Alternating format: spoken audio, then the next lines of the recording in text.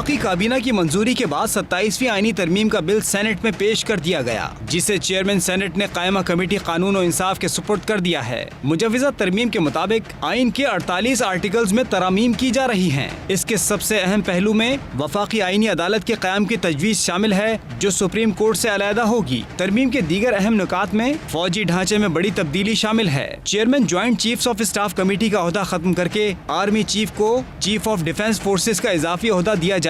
इस तरमीम के मुल्की सियासत पर क्या असरात होंगे, ये देखना निहायत ही दिलचस्प होगा। ऐन तवक्को के मुताबिक इस्तांबुल में पाकिस्तान और अफगान रिजीम के माबैन अफगान डेलीगेशन की हटधर्मी की वजह से मुज़ाकरात नाकाम हो गए हैं। आगे क्या होगा? क्या ट्रूस बरकरार रहेगा या हालात पॉइंट ऑफ नो रिटर्न की तरफ जाएंगे? इन तमाम इशूज और दीगर मुल्की व बैनुल अक़वामी खबरों के साथ साथ आपके सवालों पर तफसील से गुफ्तगू करेंगे नजम सेठी।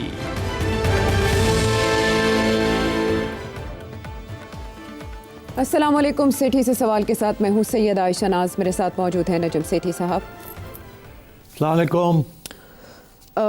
मुल्की मंजरनामे पर छाई है वही 27वीं आईनी तरमीम।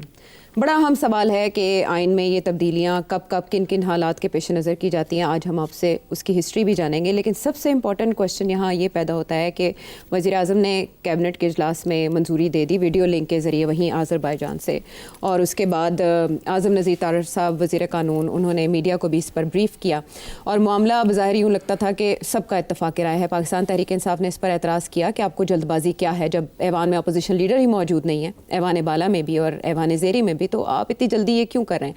बहरहाल मामला जो बिल है वो कमेटीज़ को भेज दिया गया है सेठी साहब, लेकिन जब ये मुसविदा सामने आया फाइनल, तो हैरत अंगेज़ तौर पर इनमें तो वो सब चीज़ें थी नहीं जिन पर डिबेट का आगाज़ बिलावल के ट्वीट के बाद हुआ, जैसे एनएफसी हो गया, इलेक्शन कमिश्नर की तकर्री का मामला, दोहरी शहरियत जिस पर हमने कल बात की, तालीम और आबादी की वजारतों का मामला, एग्जीक्यूटिव मजिस्ट्रेट से लेकर लोगों और बॉडीज़, सो मैनी थिंग्स। ऐसे लग रहा था सब इसमें आएंगी और आपने बताया था कि कैसे पास होंगी। ये ऐसे लग रहा है कि दो ही डोमेन्स को टारगेट कर रही हैं, आर्टिकल 243 जिस पे बिलावल ने कहा कि हम आमादा हैं, और दूसरी तरफ जुडिशरी से मुतालिक जो कि चार्टर ऑफ डेमोक्रेसी का भी हिस्सा था। अब जो ड्राफ्ट है उसको फाइनल करार दिया जा रहा है, आप क्या समझते हैं कि यही फाइनल मुसविदा? आयशा देखो, कल हमने जो बात की थी ना, हमने कहा था 3 इश्यूज़ के ऊपर बात आगे बढ़ेगी, बाकी इम्पॉर्टेंट नहीं है। जिसमें हमने कहा था एक कॉन्स्टिट्यूशनल कोर्ट बनेगा और एक फील्ड मार्शल साहब का आईनी कवर दे दिया जाएगा, आईनी कवर मिल जाएगा उनको, और भी अगर उनको कुछ चीज़ चाहिए। और तीसरी हमने कहा था कि नेशनल फाइनेंस कमीशन अवार्ड के ऊपर अभी कन्फ्यूजन है, क्या वो पास करेंगे उसकी अमेंडमेंट या नहीं। मैंने कहा था फ़र्क नहीं पड़ता, अगर नहीं भी करते तो वो जो फ़ौज चाहती है, इस्टेब्लिशमेंट जो चाहती है कि डिफेंस के लिए पैसे और मिले उन्हें, वो और किसी तरह रास्ते से उनको मिल जाएंगे। आपने कहा कोई और फार्मूला बन जाएगा बिकॉज पीपल्स पार्टी ने ये कहा हुआ है ना कि हम एनएफसी अवार्ड को चेंज नहीं होने देंगे, तो सबको साथ लेके चलना है, इसलिए ये पॉसिबल नहीं है। मगर जो उसका मकसद है जो तब्दीली का, वो और रास्ते से, मैंने कहा था इधर से कान पकड़ लें या इधर से पकड़ लें। उनको 50, 500 या 1000 अरब रुपया और चाहिए फ़ौज को, तो वो ले लेंगे कहीं ना कहीं से। अच्छा, तो बाकी छोटी छोटी चीज़ें थी जिसका आपने जिक्र किया, मैंने कहा उनकी ख़ास अहमियत नहीं है कि वो हेल्थ इधर आ जाती है, एजुकेशन चली जाती है, ये हो जाता है, वो हो जाता, not important. Important is judiciary और important is armed forces and field marshal. और मैंने कहा था ये है पावर इक्वेशन, इसी के ऊपर काम होगा और इसी के ऊपर कोई ना कोई अमेंडमेंट्स आएंगी, और वही हुआ। और वो बड़ी इंटरेस्टिंग किस्म की उन्होंने पक्का काम कर दिया। अगर आप चाहें तो we can go over all the amendments. I am sure लोगों ने सुन भी ली होंगी, पढ़ भी ली होंगी, मगर चले, अगर टाइम तो है आज, आपका तबसरा उस पर जरूरी उसका एक बाद मैं आपको बताऊंगा लुब्बे लबाब की क्या निकलेगा। हाँ, क्या निकलेगा।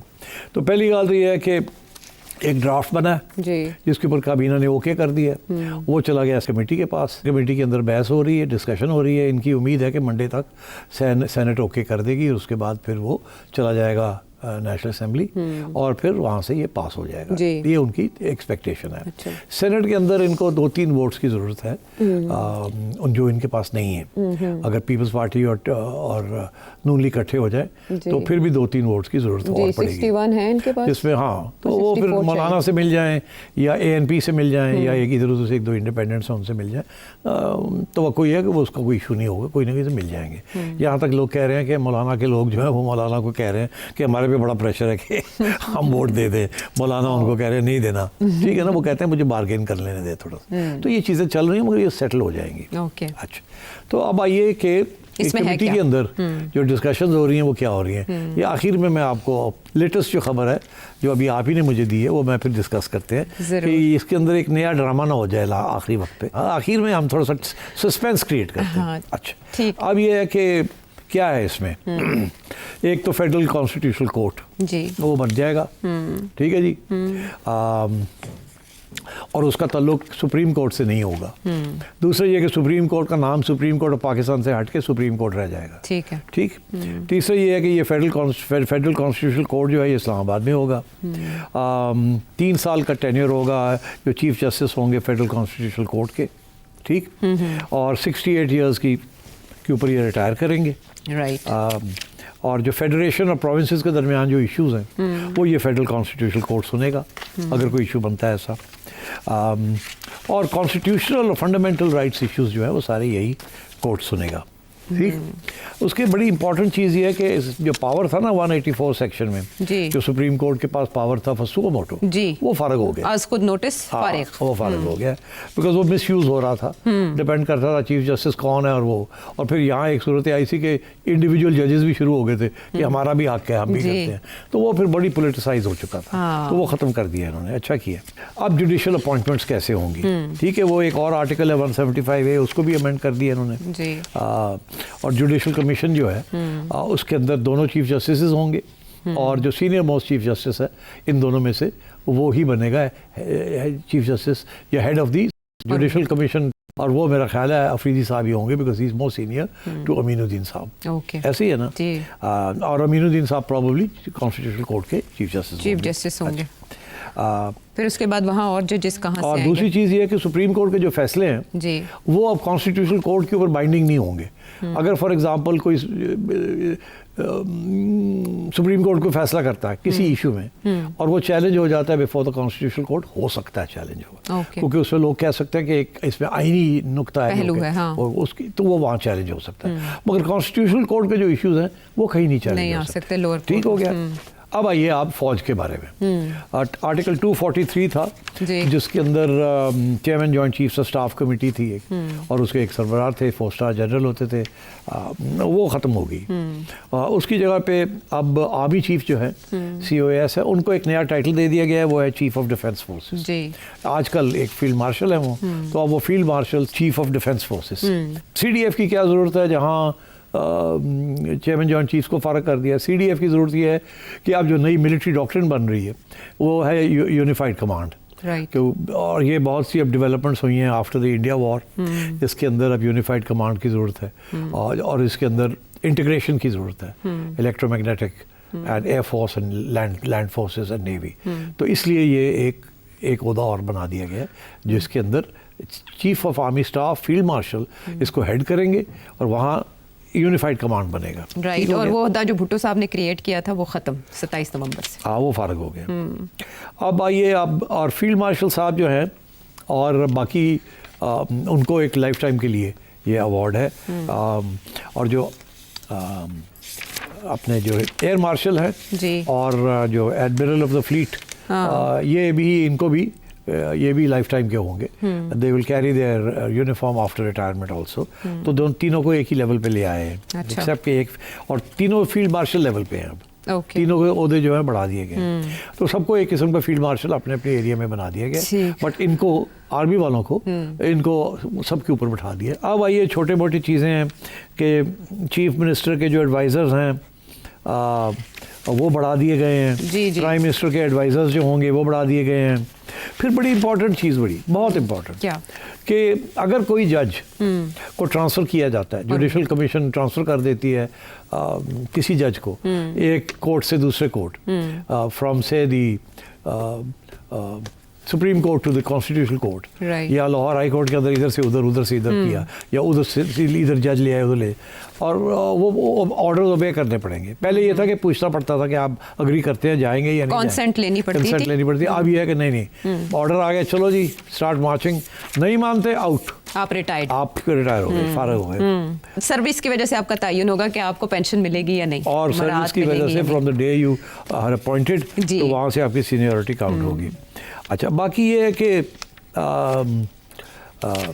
यही मोटी बातें हैं। तो अब लुब्बे लबाब इसका ये है आयशा कि जिस मामले पे जहाँ से रेजिस्टेंस आ रही थी वहाँ से अब वो मतलब है कि जुडिशल कमीशन के हाथ सब कुछ आ गया और कॉन्स्टिट्यूशनल कोर्ट के अंदर आ गया।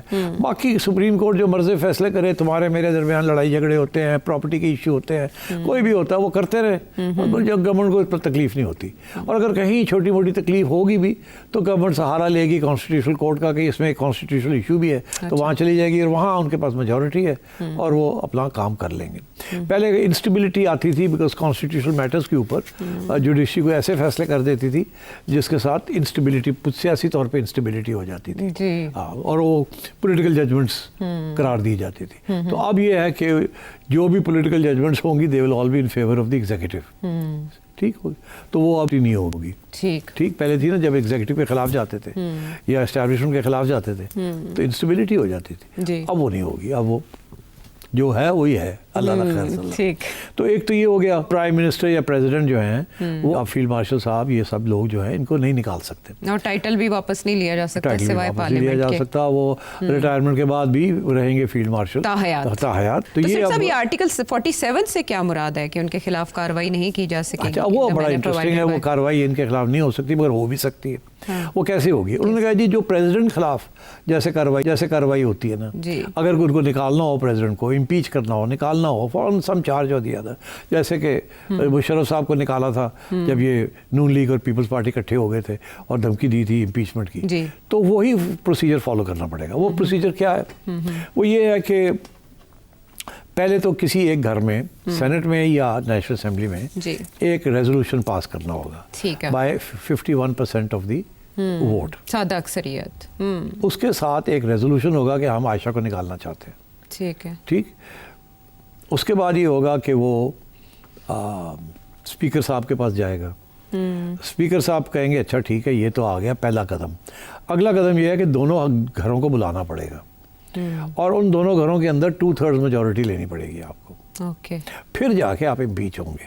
अच्छा, वो जो चार्ज लगेगा ना, पहले तो पहला स्टेप कदम ये है कि पहले मेजॉरिटी मिलती भी है रेजोल्यूशन के लिए कि नहीं, तो उस स्टेज पे ही रोका जा सकता है, या नहीं मिलती। अगर मिल जाती है तो फिर दोनों घरों को इकट्ठा करके 2/3 मेजॉरिटी लेनी पड़ेगी।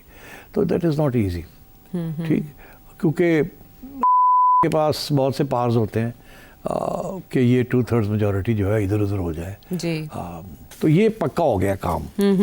अच्छा, अब जैसे प्रेसिडेंट साहब का पक्का है, ये भी पक्का हो गया। सो आई थिंक ये तो this is a very significant development. और दूसरा ये जो मैंने पहले कहा कि power has swung away from the judiciary, जो थोड़ी बहुत रह गई थी, to the executive. So I think ये दो चीज़ें हुई हैं। एक तरफ पार्लियामेंट को और एग्जीक्यूटिव को पावर चली गई हैं, दूसरी तरफ उनसे छीन के कहीं और चली गई हैं, ऊपर कहीं चली गई। अच्छा, इसमें अभी बहस होनी है और अली ज़फ़र साहब, पाकिस्तान तहरीक इंसाफ के रहनुमा, वो तो कह रहे थे कि इंडिविजुअली सबको बात करने दें सेनेट के अंदर ताकि डिबेट वसी हो सके। आपको ऐसा होता दिखाई दे रहा है कि ओपन डिबेट हो और सबको पता चले? ये कमेटी के अंदर कुछ बातें हो रही हैं, अभी बड़ी इंटरेस्टिंग बातें हो रही हैं। अगर बता ही दें आप। बता दूं? कमेटी के अंदर पीपल पार्टी वाले कह रहे हैं कि जी अगर तो फील्ड मार्शल को इम्यूनिटी मिल रही है, ससना मिल रही है, तो फिर प्रेसिडेंट साहब को भी मिलनी चाहिए आफ्टर रिटायरमेंट। उनके खिलाफ केसेस नहीं हो सकते, तो फिर प्रेसिडेंट साहब के खिलाफ भी केसेस नहीं हो सकते, क्योंकि अभी सिचुएशन ये है कि प्रेसिडेंट ऑफ पाकिस्तान के खिलाफ while he is in office कोई कुछ नहीं कर सकता, उनके खिलाफ कोई केस नहीं हो सकता। तो अगर कोई केस वेस बनाना है, आपने बना के रखें, जब वो रिटायर होंगे तो चला दीजिएगा। यही हुआ ना जरदारी साहब के साथ हुआ। हाँ। तो अब ये जरदारी साहब की पार्टी कह रही है कि यार फिर हमारे लाइफ हमें भी कर वो भी हमें भी दे दें, इसी चक्कर में हम भी निकल जाएं कि जो कुछ करना है ऐसे कर लीजिए। अच्छा। तो फिर देखी जाएगी, भाई कोई नहीं हाथ लाएगा। तो जब उन्होंने ये बात कही है तो उधर से प्राइम मिनिस्टर वाले लोग भी शुरू हो गए और कहे जी फिर साढ़े प्राइम मिनिस्टर ने भी माफ़ कर दियो, जो भी मर्जी कर लो तो अगे उन्होंने भी कोई ना हाथ लाए। तो ये बड़ी एक इंटरेस्टिंग चीज़ है। अब देखना ये है कि इसके ऊपर क्या होता है, क्या ये एक दूसरे के साथ जैसे कहते हैं ना scratch my back, you scratch my back, I scratch your back, तो एक दूसरे को ठापा लगा रहे हैं। तो आपको पता हमारी तारीख में ना प्रेसिडेंट ने छोड़ देने ना प्राइम मिनिस्टर ने छोड़ देने, जब एस्टैब्लिशमेंट आ जाती है तो वो एक के पीछे पड़ जाती है, जाहिर है फिर उसमें चेंजेस भी आ जाते हैं। हाँ, और बात दूसरी पार्टी आ जाती है तो वो भी पड़ जाती है, चेंजेस कर लेते हैं। ये तो हुआ ना कि खान साहब ने भी तो यही किया था ना कि जरदारी साहब को भी, नवाज शरीफ साहब सबके खिलाफ शुरू हो गए थे वो। तो अब बड़ी इंटरेस्टिंग, मैं आपको एक बात बताऊँ, क्या ये मेरा ख्याल है अभी किसी ने सोचा होगा तो मैं कह ही देता हूँ। कल को अगर कोई डील होती है इमरान खान के साथ, अच्छा, तो फिक्र की बात ही कोई नहीं। इमरान खान ना फील्ड मार्शल को हाथ लगा सकेगा, ना ये सब लोग जो प्राइम मिनिस्टर हैं और प्रेसिडेंट हैं इनके खिलाफ कोई कार्रवाई कर सकेगा। ओह माय गॉड, ये तो आपने खैर का पहलू निकाल लिया। मैंने आपको एक रास्ता दिखाया है। पहले तो ये डर था ना खान ने आके चुक देना, सारा फट्टे चुक देने ने, सब नहीं छोड़ना, उन्हें भी फड़ के ले जाना, उन्हें भी करना है, भी करना, वो भी करना। तो अब तो इसके बाद तो अगर ये सारी चीजें हो जाती हैं, ठीक, उनको तो अब कोई नहीं हाथ लगा सकेगा, फील्ड मार्शल साहब को। और खान साहब आ भी जाते हैं इन न्यू इलेक्शन, ठीक है ना, तो ही कांट डू एनीथिंग। 2/3 लेके आ जाते हैं फिर भी 2/3 तो फिर यार ये सारा कुछ करना पड़ेगा ना, तो आपका ख्याल है 2/3 लेने देंगे? चढ़ो ना यार, क्या बातें करती हो तुम, रास्ता मैं निकाल रहा हूँ और तुम फिर उस पर पानी फेंक रही हो। 2/3 ये वो, इस तरह ख्याल है चुप करके बैठे रहेंगे 2/3 और 1/3 ले जाए तो बड़ी बड़ी गनीमत है। तो 2/3 देखने में क्या हर्ज है? नहीं, आप एम ही लगे हुए पीटीआई को होप्स देने में। आपने सबसे पहले मैंने तो ये कहा कि अब मौका, अब डील हो सकती है, क्योंकि वो था ना पहले कि वो कैसे जेल में डाल देंगे, रिस्क कैसे लें, वो ये कर देगा, वो कर देगा, नहीं छोड़ेगा किसी को। तो अब तो ये कि वो सारे अपने आप को इम्यूनिटी दे रहे हैं, इस्तेस्ना दे रहे हैं। तो अगर ऐसे ही है तो फिर खान साहब आके बैठे और शेयर करें power with the opposition and with the establishment, और फिर ठीक है, अल्लाह खैर सला, नो प्रॉब्लम। तो ये एक जैसे कहते हैं ना एक इंटरेस्टिंग डेवलपमेंट है। आप लोग उधर देख रहे हैं, मैं देख रहा हूँ कि ये रास्ता शायद आगे पीटीआई के लिए, खान साहब के लिए खुल जाए, अगर वो थोड़े से सुधर जाएं तो समझ जाना। हाँ, जब उन्हें जहाँ नजर आएगा कि इनको तो सारे, अब तो अगर ये हो जाता है तो खान साहब क्या कर सकेंगे? कुछ भी नहीं, खान साहब will have to agree to all this. फिर तो वो आइन का सहारा ले सकते हैं ना, कि तो आइन का सहारा लेके चुप कर जाएंगे। हाँ, उन्हें कोई डील नहीं करनी पड़ेगी ना, तो ऑलरेडी सेटल हो गया मामला। एग्जैक्टली, पहले तो ये डर था ना, अब वो डर खत्म हो जाएगा। आइनी तहफ्फुज़ हासिल हो गया, कवर हासिल हो गया। तो ऐसे में पाकिस्तान तहरीक इंसाफ तो कोई गड़बड़ भी नहीं करेगी अगर ये जो तय की बात, आप पते की बात बता रहे हैं। एक्सेप्ट करना चाहिए, हमें शोर ना डालें। ओके, ये रास्ता है आगे के लिए। अच्छा, आप छोड़े इस बात को। अब ये तो हो गया जी, ये मीठा, आपने मुंह मीठा गिरा दिया ना, देखा। अच्छा, इसमें अवाम के लिए क्या है? अक्सर क्वेश्चंस भी आते हैं, आपके व्यूअर्स जानने की कोशिश करते हैं कि भाई कोई अमेंडमेंट साडे हक विच भी होएगी, अदालतें इंसाफ देंगी। वो सुना हुआ ना मुहावरा आपने कि 9 मन तेल होगा, राधा भी नाचेगी। नहीं, राधा नहीं नाचेगी। 9 मन तेल होगा ना, राधा नाचेगी, ये मुहावरा नहीं, ये नहीं। हाँ, लेकिन आपने उसे उल्टा किया। हाँ, उल्टा। अच्छा, हाँ, तो मैं ये कह रहा हूँ आपसे, आगे ये होगा, ये पॉजिटिव चीज होगी, नेगेटिव नहीं होगी। अच्छा, ये मैं कह रहा हूँ। ओके, मैंने उसको थोड़ा तब्दील कर दिया ना। ओके, मुहावरा क्या है? 9 मन तेल होगा ना, राधा नाचेगी। मैं कह रहा हूँ 9 मन तेल भी होएगा तो राधा भी नाचेगी। नाच रही है। हाँ, और नाच रही है और नाचेगी। लेकिन अवाम को 9 मन तेल में से भी कुछ नहीं मिलना। अवाम को कुछ नहीं मिल रहा इस सारी तब्दीली से। बाकी तो वही तबका है, वही लोग हैं, वही क्लास स्ट्रगल है, वही सारा कुछ है। तो ये सारी शोर शराबे में लोग अपनी जो रूलिंग क्लास है वो अपने आप को प्रोटेक्ट कर रही है गोइंग फॉरवर्ड। और मैंने आपको बता दिया कि वो जो खान साहब का डर था वो भी ख़त्म हो जाएगा। ठीक है, ये वैसे बड़ी इंटरेस्टिंग बात की। इससे पहले जब ये ओहदा मुतारिफ़ कराया गया फील्ड मार्शल का, तो सेठी साहब ने तब भी दूर तक देख लिया था कि इसकी वजह क्या हो सकती है। वो भी एक शो अगर आप देखें सेठी साहब का तो आपको अंदाज़ा होएगा। तो आज जो ये सारी बहस चल रही है, तो असल में दरपर्दा क्या है, इंटेंशन क्या है और तय में क्या है, ये बहुत इंटरेस्ट पर बात की गई। लेकिन आइन में ये अमेंडमेंट्स जो आज की जा रही हैं ये नई नहीं हैं। Over the period of many years, जब से पाकिस्तान वजूद में आया या आइन बना, तो पैच वर्क कब कब कैसे कैसे और क्यों क्यों किया गया, ब्रेक के बाद आके बात करेंगे।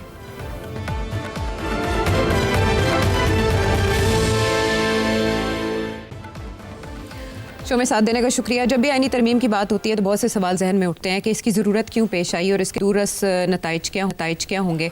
जब से हमने 1973 का आइन इख्तियार किया तकरीबन 52 साल हो गए हैं और हमने इसमें 26 तरमीम तो कर ली हैं, 27वीं होने जा रही है और तकरीबन 270 के करीब आर्टिकल्स जो हैं वो रीशेप हो चुके हैं। सेठ साहब, क्या तब से लेकर अब तक कोई भी आईनी तरमीम अवामी मफाद में की गई है, या जैसे आज आज़म नज़ीर तारिक साहब एक्सप्लेन कर रहे थे कि ये पर्सन स्पेसिफिक नहीं है बल्कि ये कौमी मफाद में है? कौमी मफाद में ये पहली बात तो ये है कि कौमी मफाद होते क्या हैं। यहाँ तो कौमी मफाद से मुराद होती है जो मफाद एग्जीक्यूटिव, आवाम के लिए तो कुछ नहीं हुआ कभी भी। अच्छा, अब आपको बता देता हूँ कि ये करते क्या रहे हैं जब से ये आइन आई है। पहली बात तो ये है कि जब पाकिस्तान को आज़ादी मिली तो उस वक़्त कोई आइन नहीं थी। इंडिया ने फ़ौरन अपनी एक आइन बना ली और पाकिस्तान ने कोई आइन नहीं बनाई। और वो governor generals, civil military bureaucracy आपस में पावर शेयर करती रही। फिर 1956 में एक कॉन्स्टिट्यूशन को बनाया गया जो कि 1935 की ब्रिटिश कॉन्स्टिट्यूशन थी फॉर इंडिया। उसको तब्दील कर के थोड़ा सा बना लिया, मगर वो 2 साल नहीं चली। उसके बाद अयूब खान साहब, जनरल अयूब खान, वो लेटर बिकेम फील्ड मार्शल, उन्होंने सीज कर लिया पावर, मार्शल लॉ लगा दिया और 1962 में वो एक अपनी प्रेसिडेंशियल फॉर्म ऑफ गवर्नमेंट की कॉन्स्टिट्यूशन लाए जिसमें कोई एडल्ट फ्रेंचाइज इस किस्म की नहीं थी जैसी होनी चाहिए थी, और एक लिमिटेड किस्म की इलेक्ट्रेट था जिसके बेसिस के ऊपर उन्होंने सेंट्रलाइज्ड यूनिट्स बना लिए।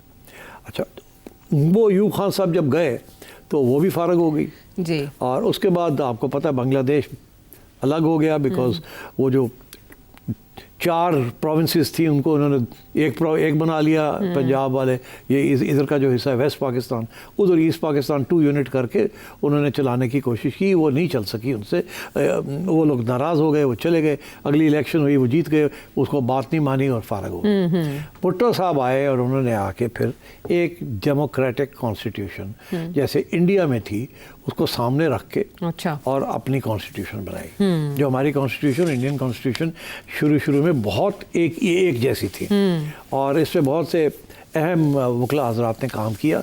बड़े ज़बरदस्त लोग थे, महमूद अली कसूरी जैसे लोग, इस वक्त खुर्शीद कसूरी साहब के वालिद, he was one of the main people who worked on the constitution and बड़ी ज़बरदस्त कॉन्स्टिट्यूशन बनी थी। इसीलिए वो फेडरल कॉन्स्टिट्यूशन थी, डेमोक्रेटिक कॉन्स्टिट्यूशन थी और उसके ऊपर सारी सियासी जमातों ने अंगूठा लगाया जाके, क्योंकि कंसेंसस के साथ बनी थी, इत्तेफाक के राय से। तो वो इसलिए डेमोक्रेटिक भी थी। ना होती तो मान देना। फेडरल जो लोग नेशनलिस्ट थे, सब नेशनलिस्ट थे, सब ने बात मानी क्योंकि प्रोविंशियल ऑटोनॉमी दी गई, हर किस्म के फ्रीडम्स दिए गए उसमें।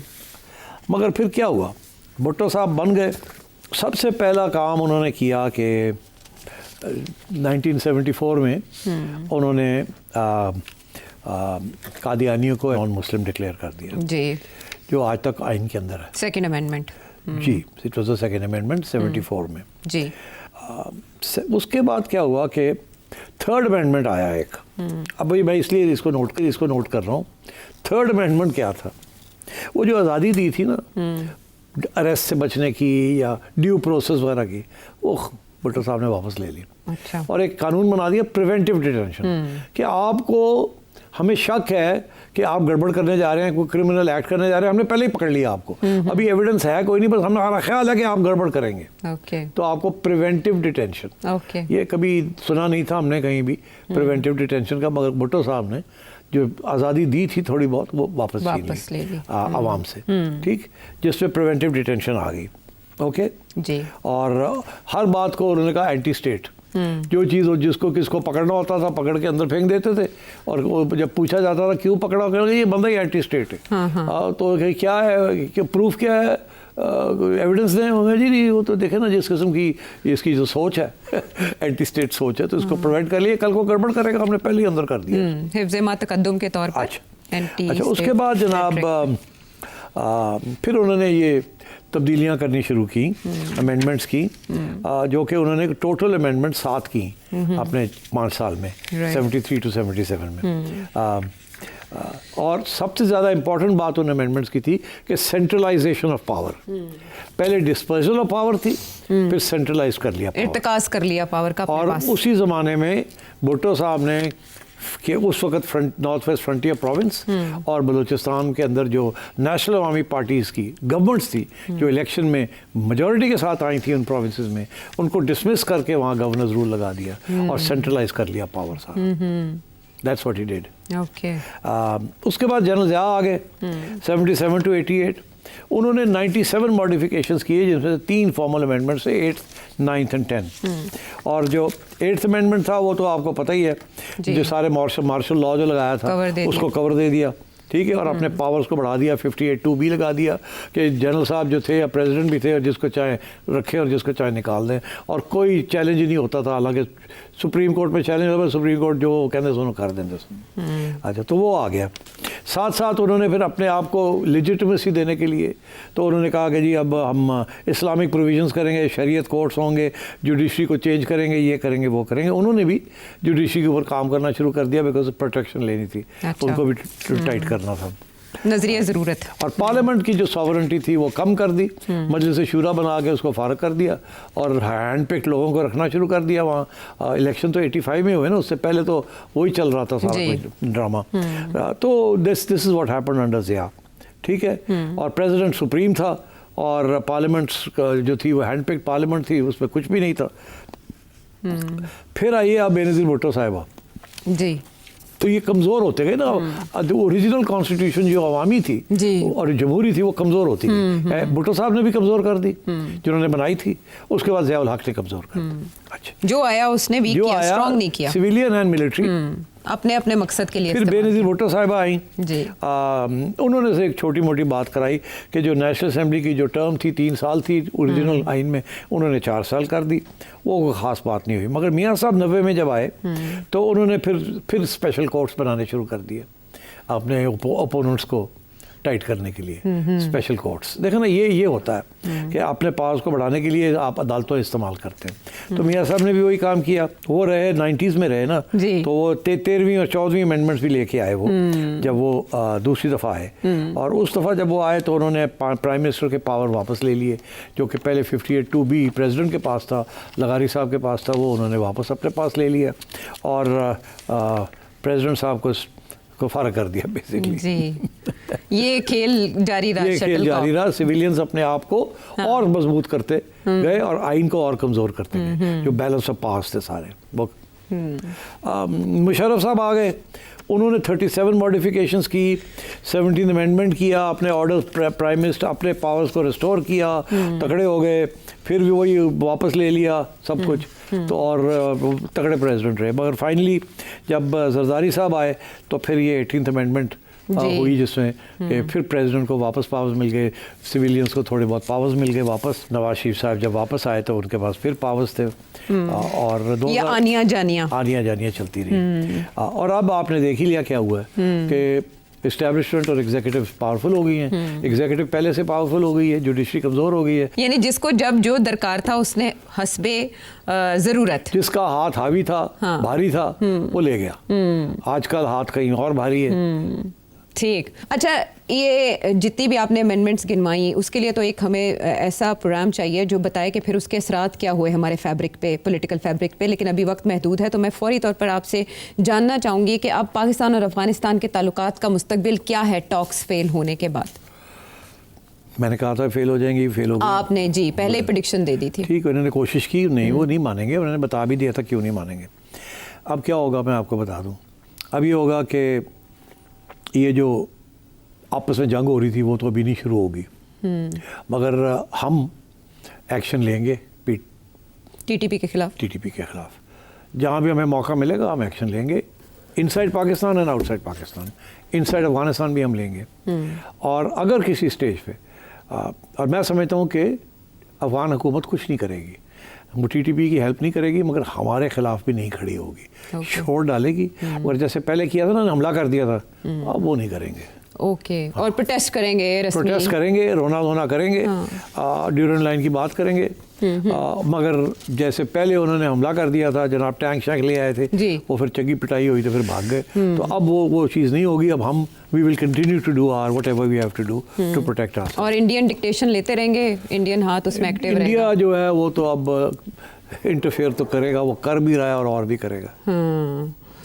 ठीक है, तो ये है मुस्तकबिल पाकिस्तान और अफ़गानिस्तान के ताल्लुकात का। सीज़ फायर बरकरार है, कहा जा रहा है कि उम्मीद यही रखी जाएगी कि ये बरकरार है, लेकिन क्या मुमकिनात, आपने जाना। वापस आते हैं एक ब्रेक के बाद।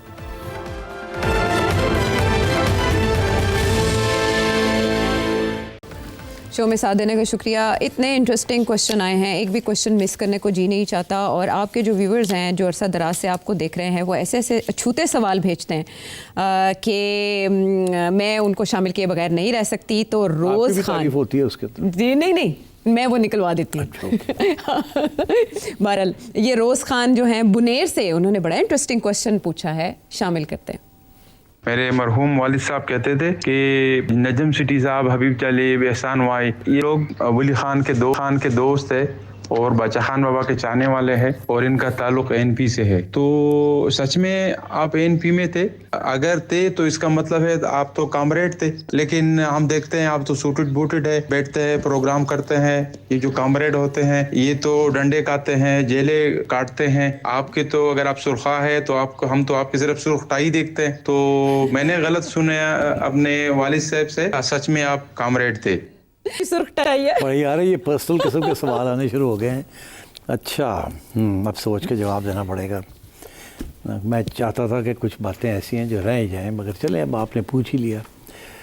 देखिए, मैं एएनपी में नहीं था, मैं आज पीपल्स पार्टी में नहीं हूँ, मैं मुस्लिम लीग में नहीं हूँ, मैं एएनपी में नहीं था। तो फिर कैसे ये कॉमरेड वाली बात चली? क्योंकि उस वक़्त एनएपी थी, एएनपी तो बाद में बनी ना। आपके ज़माने में एएनपी, मगर उस ज़माने में नैप थी, एनएपी। तो ये फिर कहाँ से आई बात? ये ऐसे है कि जब भुट्टो साहब ने उस वक़्त 1973 में आइन बनाने के बाद एक फ़ैसला किया कि नैप की हुकूमत बलूचिस्तान में और उस वक़्त NWFP में नैप की हुकूमत खैर बख्श मरी और अताउल्लाह मेंगर की गवर्नमेंट थी बलूचिस्तान में, वो नैप में थे। और उधर वली खान साहब और अरबाब साहब, इनकी हुकूमत थी, और जिनके साथ आजकल के JUI के हेड मौलाना की वालिद साहब उनके साथ थे। तो इनकी गवर्नमेंट को डिसमिस कर दिया, इन पर इल्ज़ाम लगाया कि ये गद्दार हैं सारे। तो उस वक़्त मैं नौजवान था, जज्बा था, बहुत यकीन रखते थे कि पाकिस्तान में अच्छी बातें होने जा रही हैं। बहुत परेशान हुए कि भुट्टो साहब ने ये क्या किया है। अभी बांग्लादेश अलहदा हो गया इसी वजह से कि आपने लोगों के सेंटिमेंट्स जो हैं उनको नहीं सुना, उनके हक मारे हैं हमने, अयूब खान साहब ने। तो ये बांग्लादेश बन गया। अब आप KP, अब उस वक़्त की नॉर्थ वेस्ट फ्रंटियर प्रोविंस और बलूचिस्तान के लोग जो हैं, जो उनकी नुमाइंदा हुकूमतें थीं, प्रोविंशियल गवर्नमेंट्स को आपने डिसमिस कर दिया, इल्ज़ाम लगा दिए, और उसके बाद पकड़ के एक कंस्पिरेसी केस बना के उनको जेल में डाल दिया। कोई 45 MNAs और MPAs उस वक़्त के NAP के लोग, उनमें से सबको पकड़ के जेलों में डाल दिया। एक केस बना दिया जिसका नाम था हैदराबाद कंस्पिरेसी केस, और ये था कि कंस्पिरेसी है ये पाकिस्तान को तोड़ने की, जो कि बिल्कुल बकवास थी। वो अपने हकूक़ मांग रहे थे एज प्रोविंशियल ऑटोनॉमी के, और भुट्टो साहब ने उनके ऊपर ये इल्ज़ाम लगा के उनको अंदर कर दिया। उस वक़्त कुछ लोग, जिसमें आपका खादम भी शामिल था, हमें ये बड़ा एहसास हुआ कि ये तो बड़ी ज़्यादती है, और ये ना हो कि पंजाबियों के ख़िलाफ़ भी एक महाज बन जाए जैसे बांग्लादेश में बना था। उस वक़्त ईस्ट पाकिस्तान में पंजाबियों के ख़िलाफ़ बना था। तो हम जैसे कुछ लोग थे, तो हमने फिर साथ दिया उस वक़्त की नैप का, कि उनकी हमदर्दी में शामिल हो गए। तो उसमें फिर मुझे भी पकड़ के जेल में डाल दिया भुट्टो साहब ने, और कोई 2 साल उनके साथ, बलोच और पश्तून के साथ, मुझे भी हैदराबाद जेल में रखा। तो ये कॉमरेड वाली बात जो है ये वहाँ से चली, क्योंकि वो एक सोशलिस्ट किस्म के अपने आप को कहते थे कि हम एक लेफ़्ट विंग लोग हैं, मगर और हम जैसे लोग भी कुछ लेफ्टिस्ट किस्म के थे। तो इसलिए फिर तो ये बात वहाँ से चली, बिकॉज और फिर वो वक्त था जो कि 2 साल मैंने हैदराबाद जेल में आपके लीडर्स के साथ गुजारी, और हर एक को पहचाना और उन्होंने मुझे पहचाना और हमने दोस्तियाँ की और सीखा और सिखाया और मेरी सियासत के अंदर तालीम फिर वहाँ से हुई। तो इसलिए ये कहना कि लेफ्टिस्ट जो थे वो जेलें काटते थे तो आपने क्या किया, बहरहाल हमने भी अपना छोटा सा चाल एक अपना जैसे कहते हैं ना कि कुछ थोड़ी सी हमारी भी एक इंट्रोडक्शन हो गई थी आपके लीडर्स के साथ और उनकी हमदर्दी में हम भी अंदर हो गए थे और हम टिके रहे उनके साथ जब तक सबकी रिहाई ना हो गई सियासी प्रिजनर्स की। तो ये तो छोटी सी बात हो गई। बाकी ये है कि सूट पहना सूट तो सारे ही पहनते हैं। नेल्सन मंडेला ने भी सूट पहने थे, ममदानी साहब भी सूट पहनते हैं। ये सूट का कोई तल्लक नहीं है। अलबत्ता ये ज़रूर है कि पुराने ज़माने में भुट्टो साहब ने अवामी सूट को बड़ा पॉपुलर किया था, शलवार कमीज़ को। मगर उसके बाद वो नेशनल ड्रेस तो बन ही गया, मगर आज देखें आप लेफ्टिस्ट हों राइटिस्ट हों, एक फॉर्मल सिचुएशन भी है। इमरान खान साहब के अलावा और इमरान खान साहब तो इंग्लैंड में जब थे तो वो करते थे, हाँ। सूट पहन लेते थे, मगर अब जब से पाकिस्तान में आए तो वो जब प्राइम मिनिस्टर थे तो अवामी सूट ही पहनते थे, यहाँ तक कि जब वो बाहर भी जाते थे तो अवामी सूट पहनते थे। मगर मैं ये भी फिर याद दिला दूँ कि खान साहब सिर्फ वाहिद शख्स नहीं हैं जो अवामी सूट पहन के डिप्लोमेट्स के साथ मिलते हैं। हमारे यहाँ मोहसिन नकवी साहब भी अवामी सूट पहन के फिरते हैं। बस इससे ज़्यादा मैं बात नहीं करूँगा, आप समझ जाएंगे मैं क्या कह रहा हूँ। ठीक है, चले, इनको हमने गौर से नहीं देखा था, लेकिन ज़ाहिर है सेठी साहब के दोस्त हैं, सेठी साहब गौर से देखते हैं। निशानदेही बहुत अच्छी बात है, वो भी अवामी सूट में हमें अक्सर मलबूस दिखाई देता है और बहुत ग्रेसफुल लगते हैं।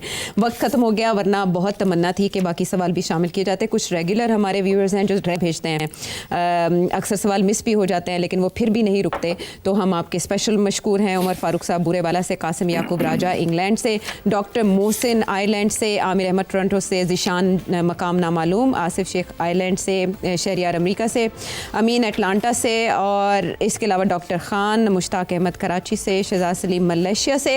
आप सबके सवालों का बहुत शुक्रिया। और इसके अलावा भी व्यूअर्स जो अभी तक कतरा रहे हैं, हिचकिचा रहे हैं सवाल भेजने से, हो सकता है आपका सवाल कोई डिफरेंस क्रिएट करे इस शो में शामिल होने के बाद। तो नंबर है आपके सामने। अगर प्रोग्राम तक के लिए हमें इजाज़त दें।